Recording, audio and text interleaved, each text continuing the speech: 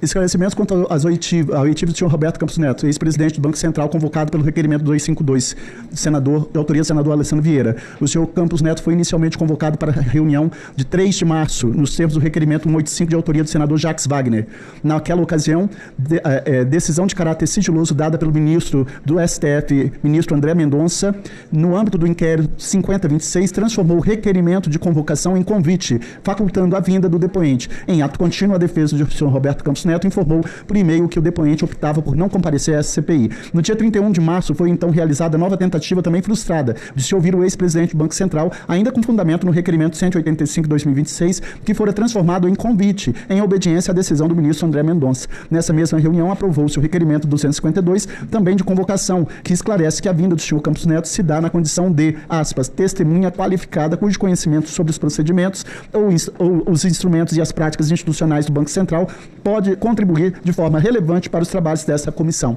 Em petição de esclarecimento enviada nesta manhã à CPI, a defesa do senhor Campos Neto informou que o convidado não irá comparecer a essa reunião por entender que a aprovação de novo requerimento de convocação viola a referida decisão. Concedo a palavra ao senador Sérgio Moro.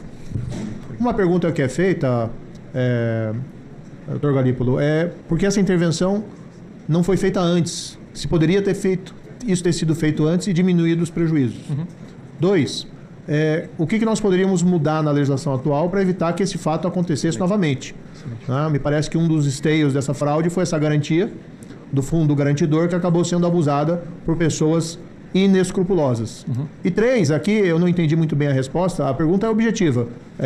O senhor tratou desse assunto do Banco Master com a autoridade judiciária? Isso foi objeto das conversações que o senhor teve ou não? É uma pergunta objetiva. E se sim, se o senhor pudesse aí descrever esse fato específico. São basicamente essas questões que eu colocaria ao senhor. Ótimo.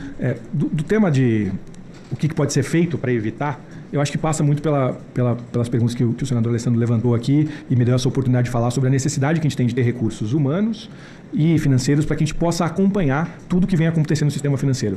Houve uma revolução no sistema financeiro brasileiro. O sistema financeiro brasileiro é dos mais respeitados e admirados no mundo, dado toda a inovação tecnológica que foi feita. Mas é importante que a gente consiga atualizar os instrumentos e as ferramentas que a supervisão pode ter. Como eu comentei aqui antes, o senhor não estava aqui, a gente tem hoje, por exemplo, sistemas que foram desenvolvidos pelo Banco Central para poder alertar instituições quando elas estão tendo movimentações atípicas.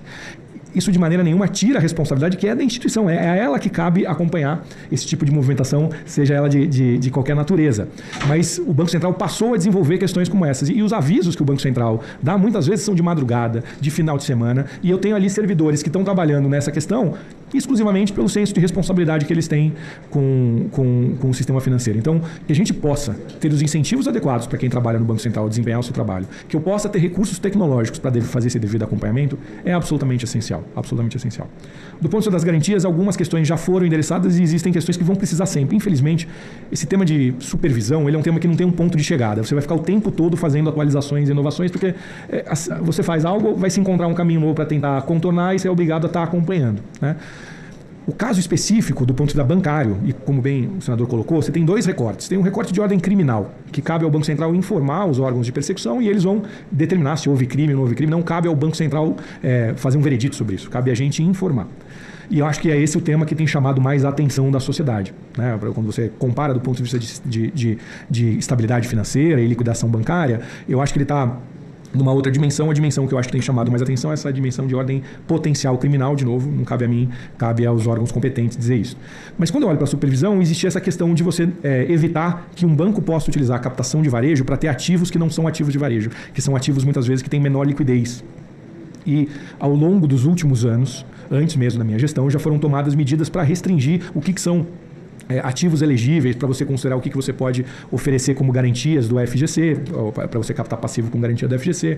Você colocou limitações de valor, cobrando mais de acordo com o nível de alavancagem que você tinha, você cobrava mais, e depois você entendeu, mesmo que se cobre mais, ele pode repassar para o preço do consumidor. Então se colocou um muro, se colocou um limite. A partir de um volume, ele é obrigado a esterilizar. O que significa esterilizar? Comprar título público. Se você vai captar uma taxa acima do título público e vai aplicar no título público, você vai fazer arbitragem negativa e vai acabar não fazendo isso. O Banco Central também fez mudanças para exigir índices de liquidez dos ativos para correlacionar com isso. Então, essas são medidas que já foram tomadas e novas serão tomadas, é um processo contínuo, né?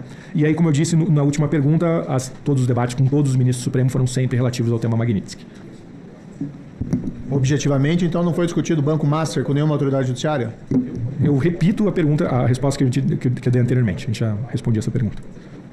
É que eu cheguei depois para citar a gente. Todos os temas que foram debatidos relativos aos ministros supremos foram relativos a Magnitsky. E qualquer tema que possa ter surgido envolvendo familiares, sigilo bancário de familiares, sigilo financeiro de familiares, eu tenho o dever fiduciário de preservar.